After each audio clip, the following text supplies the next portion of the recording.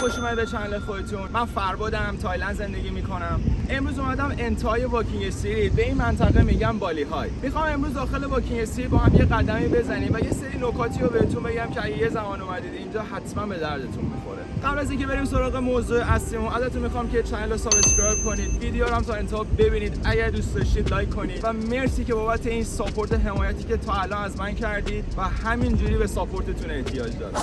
خب دوستان، همینجوری که میبینید اینجا اتوبوسا میان وای میسن. این منطقه هم منطقه پاتایا تابلو معروف. اینجا اتوبوسا میان وای میسن، بیشتر اتوبوسای چینی.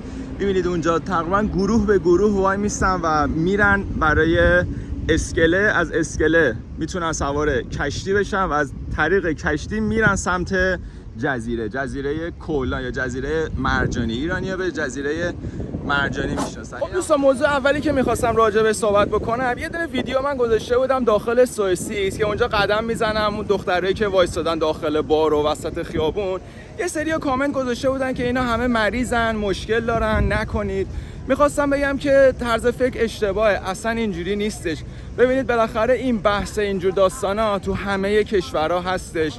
حالا چه اروپا، نمیخوام حالا اسم کشور رو بیارم، چه اروپا باشه، چه جاهای دیگه باشه، آسیا باشه، سمت آمریکا باشه، همه جا هستش. اینجا برای ایرانیا اسمش خیلی بد در رفته. و یعنی مثلا اگه با کسی دیگه صحبت بکنیم، مثلا من با یه پسر روس بود داشتم صحبت میکردم، گفتش که آره دارم میام تایلند و نمیدونم اینجور چیزا. اولین چیزی که به ذهنش خطور کرد، آره برم تایلند، برم از لب ساحل، آفتاب داره اونجا، برم آفتاب بگیرم. یعنی اولین چیزی که اومد تو ذهنش ساحل بودش، گرماش بودش.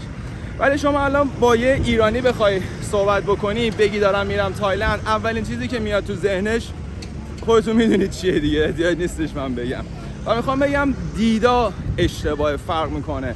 این که میگید برای مریض اینا، نه اصلا اینجوری نیستش. اگه بخواید اونجوری فکر بکنید که الان خب کل تایلند باید مشکل داشته باشن و کسی اصلا نباشه. خیلی ها هستن اینجا دارن زندگی میکنن، مثل خود من تقریبا 8 ساله دارم زندگی میکنم. کسایی از بچه‌ها هستن هولوش 20 سال داخل تایلندن، مشکلی هم ندارن، هر کاری هم که فکر بکنید انجام دادن، ولی مشکل خاصی براشون پیش نیومده. اینو میخوام بگم که این دخترایی که داخل بار، داخل اگوگو اینا وای میستن کار میکنن، اینا 100% آزمایش میدن، چک میشن هر ماه، هر هفته. حالا هر هفته نه، ولی هر ماه اینا چک میشن که یه وقت مشکلی نداشته باشن، بعد میتونن برن داخل بار یا اگوگوی کار بکنن. آیدی کارتشون رو چک میکنن. پس از این بابت نگران نباشید. در کل که شما باید حواستون باشه اون داستانای جلوگیری، پروتکشن رو انجام بدید. خب بالاخره اونا حتما واجبه. ولی که اونی که میگن نه همه مریضن و اینا، نه، اینا میخواستم بگم که طرز فکر اشتباهه، اصلا هم اینجوری نیستش.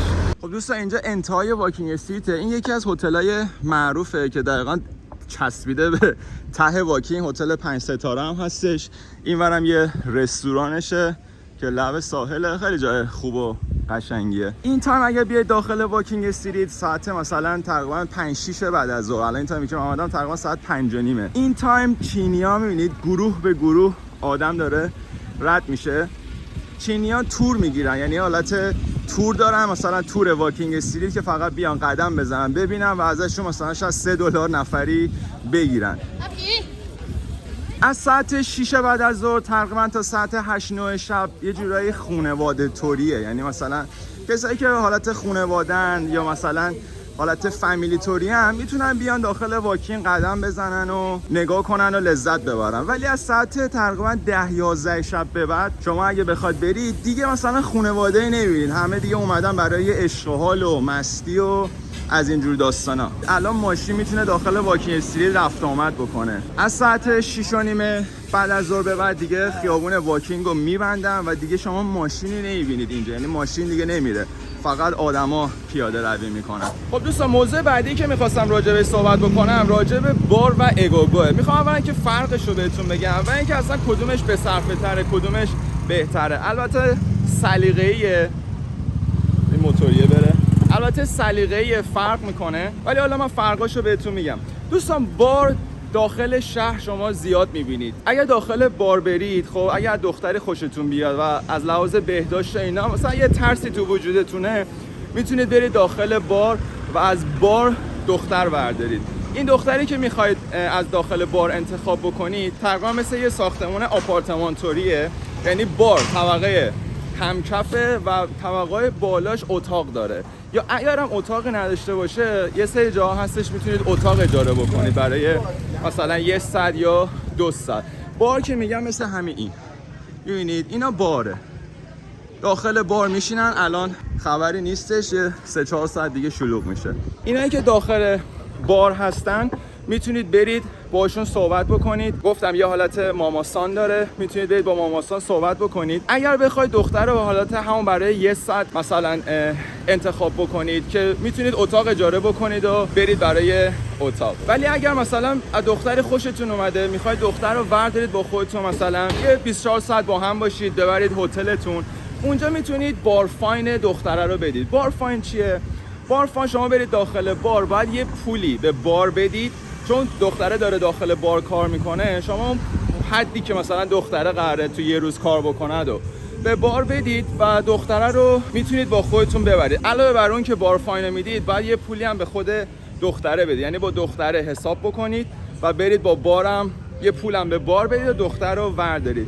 یه نکته‌ای که میخوام راجع به بارفاین بگم، اگر مثلا با دختری صحبت کردید اوکی بود، میخواستید دختره رو وردارید ببرید، خودتون برید با اون ماماسان یا اون کسی که داخل دخل صحبت بکنید و پول بارفاین رو بدید. اگه به دختره بگی، مثلا میگم دختره میگه 1000، بعد شما 1000 بات رو بدی، یعنی $30، اون میره مثلا $10 میده، $20 رو میذاره داخل جیبش. میتونید خودتون برید صحبت بکنید، بارفاینش رو پرداخت بکنید، یه پولی هم به دختره بدید و دختره رو وردارید و ببرید.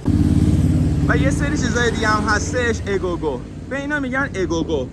اگوگو مثلا مثل این یکی، ببینید اگوگو چه جوریه داستانش؟ داخلشو نمیشه گرفتش، ولی میبینید حالت صندلی داره، رقص میله انجام میدن. مثلا تو بار شما اینا رو نمیبینید، بار کلا دخترها هستن نشستن، اونجا میتونید برید درینک بخرید برای دختره، بازی بکنید، حالت بازی دارن، گیم دارن، بازی بکنید و اونجا بشینید و وقتتون رو بگذرونید. لحاظ قیمتی هم بار خب ارزون تر از اگوگوه، ولی اگوگو داستانش فرق میکنه، یه ذره های کلاس تر اگوگو، و اینکه برید اونجا قیمت دخترها، قیمت بارفاین بیشتره، گرونتره. و داخل اگوگو اکثرا لباس ندارن، یعنی تقریبا جورایی مثلا لختن و دارن رقص میله میکنن و اونجا هم اگه دختری رو بخواید میتونید دوباره به ماماسان بگید بیاد پیشتون بشینه. درینکشو بخرید، درینکو حتما باید بگیرید که دختره بیاد پیشتون بشینه. اگر درینکو بگیرید دلیل برای نیستش که مثلا دخترم باهاتون بیاد و بره، نه، باید درینکو بگیرید. دوباره اگر بخواید ببرید باید با دختره صحبت بکنید، هماهنگ بکنید که دختره بتونه باهاتون بیادش. یه نکته دیگه هم که می‌خواستم راجع به بار و اگوگو بگم بهتون، خب اگر میرید داخل بار یا داخل اگوگو با یه دختری اوکی میشید، حالا تیک میزنید، باش رابطه برقرار میکنید، میرید میاید. اگه فردای اون روز بخواید دوباره برید داخل اون بار و مثلا دختره رو با یه کسی دیگه ببینید، یه جوری چون ما ایرانی‌ها حالت غیرتی طوریم، با میگم غیرتی نشید یا مثلا یه فاز ور نداره دوش، اون کارش همینا باید این کار رو انجام بده. اگر مثلا شما واقعا خوشتون اومده میتونید بهش مثلا اون پول روزی که قراره کار بکنه رو بهش بدید، بگید مثلا میتونی بری پولو به بار بدی یا به اگوگو بدی، مثلا امروز نری سر کار، حالا تا من اینجا هم با من باشی. ولی اگر نخواستید یا مثلا دوباره فرداش رفتید داخل اون بار با کسی دیدیدش، اصلا غیرتی نشید. یا اینکه اگر هم مثلا با یه کسی بودید فرداش دوباره خواستید برید داخل بار، یکی دیگه خوشتون اومده بود، یعنی دیگه مثلا با اون نمیخواستید حرکتی بزنید، میخواستید با کسی دیگه حرکت بزنید، من پیشنهادم بهتون اینه که نکنید این کارو. چون اگه با اون اوکی شدید و مثلا حرکت زدید، فرداش برید داخل اون بار یا اگوگو با کسی دیگه بخواد صحبت بکنید، یه فاز بدی میگیرن روتون. ببین در کل اوکیه، خیلی این کارا رو انجام میدن، حالا من پیشنهادمه از تجربه استیه، یه فاز بدی میگیرن و شاید مثلا اون یکی دختر دومیه اون عشق و حالی که مثلا اون اولیه بهتون داده دیگه نده، چون یه فاز و دید دیگه ای داره نسبت به شما. باشه یکی از اگوگاه معروف پاتایا که اگوگاه خیلی قدیمی هم هستش اسکای فاله. همین اگوگاه تقریبا همون نزدیکای ورودی واکینگ استریته. اسکای فال یه اگوگاه بسیار خوبیه. دخترها، خانوما و چیزایی که داخلش هستش تکه دیگه. یه دونه این اگوگاه رو بهتون پیشنهاد میکنم. اگوگاه بعدی که بخوام بهتون بگم XS، اینم اگوگاه خیلی خوبیه. بچه‌ها داخل تمام این کوچه پس کوچه‌ای که توی واکینگ استریت هست خیلی چیزای باحالی میتونید پیدا بکنید. حالا از اونا هم براتون ویدیو میگیرم و بهتون نشون میدم. خیلی چیزای خفن، ولی کن که چیزیه دیگه، ته اشغالطوریه. میدونی چی میگم؟ یعنی ببین چیزایی که داخل کوچه هست اصلا شما داخل این خیابون اصلی واکینگ نمیبینید، پیدا نمیکنید، تک اونجا. یکی از دیسکای خوب دیسکای 808 همونجوری که میبینید عددی، یاد بهش میگن 808. این دیسکا حتی دو طبقه از پایینش بهش میگن کندی شاپ، اون پله بخوره میری داخل 808.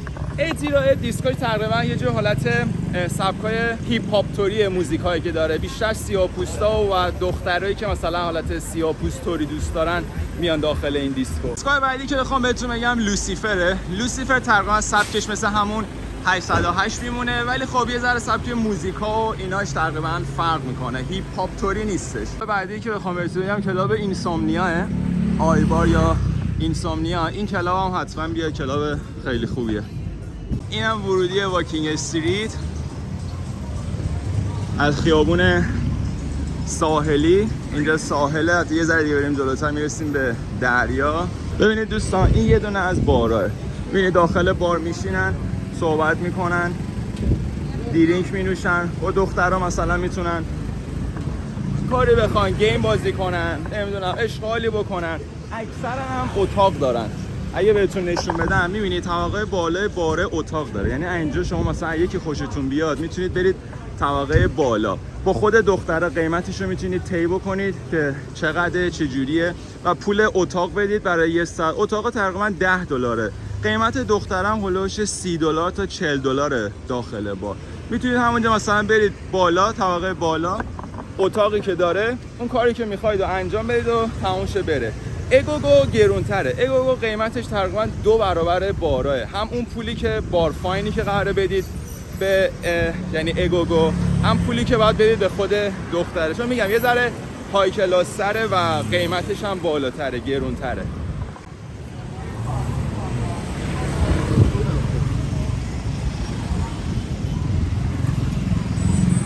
این خیابون 13/4 یعنی همون خیابون ساحلی. این کوچه‌ای که الان من میخوام داخلش قدم بزنم، این کوچه برای مرداه. یعنی خانومایی که میخوان بیان اینجا مثلا حالا عشق بازی بکنن میتونن بیان داخل این کوچه. آقایونی که با آقایون دوست دارن سر و کار داشته باشن میتونن بیان داخل این کوچه. این کوچه 13/4 و 13/3 مخصوص بهش میگن گی کلاب دیگه، یعنی تمام گی کلابا اینجاه.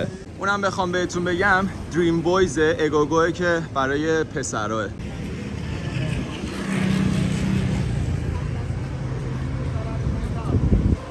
خب دوستان نکته بعدی که بخوام بهتون بگم، اگوگو و بارها ساعت کاریشون زودتر تعطیل میشن. یعنی نسبت به کلاب و دیسکو زودتر تعطیل میشن. مثلا کلابا تقریبا تا ساعت شاید 4-5 صبح باز باشن، ولی اگوگو و بارها دیگه ساعت 12 1 نهایتا 2 شب میبندن و تمام اون دخترها و خانمایی که داخل اونجا کار میکنن همشون میرن، حالا همه که یعنی 80% میرن داخل کلابا و دیسکو.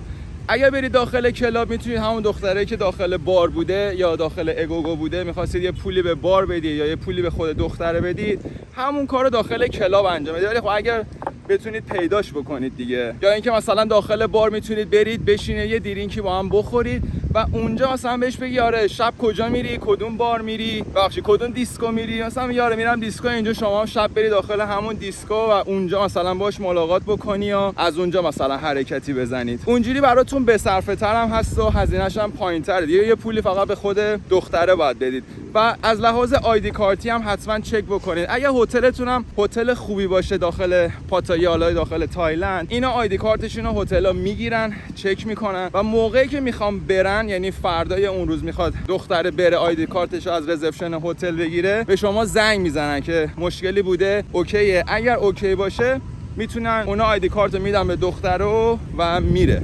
پس اگه بخوام این سه تا رو بگم، خب از لحاظ قیمتی و اوکی بودن، اگوگو قیمتش بالاه، خیلی گرونه، بار میان هست، وسطه و آخر هم کلاب، یعنی کلاب از همه پایین‌تره.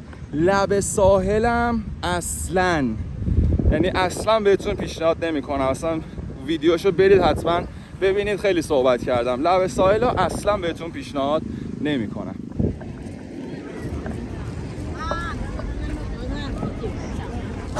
دوستان دمتون گرم که تا انتهای ویدیو رو تماشا کردید. لایک و سابسکرایب یادتون نره. امیدوارم که از ویدیو لذت برده باشید و تونسته باشم یه سری اطلاعاتی بدم که به کارتون میادش اینجا. و یه نکته دیگه دوستان، من لینک پیپالمو داخل دیسکریپشن میذارم. یه سری از دوستان که خارج از کشورن خیلی لطف داشتن، به من میگفتن چه حسابی داری، مثلا چجوری ما میتونیم بهت کمک بکنیم. من یه پیپال دارم که لینکش داخل دیسکریپشن میذارم. اگر کسی دوست داشت حمایتی بکنه، میتونید از طریق پیپال یا طریق سوپر تانکس برای خود یوتیوب منو به عنوان یه داش کوچیک‌تر حمایت بکنید. و منم میخوام سعی کنم که کیفیت کار رو بیشتر بکنم، دوربین بهتر، و بتونم کانتنت‌های بهتری بگیرم و سعی کنم برم شهرهای مختلف، چه داخل تایلند و چه کشورهای دیگه. دمتون گرم، تا ویدیو بعدی.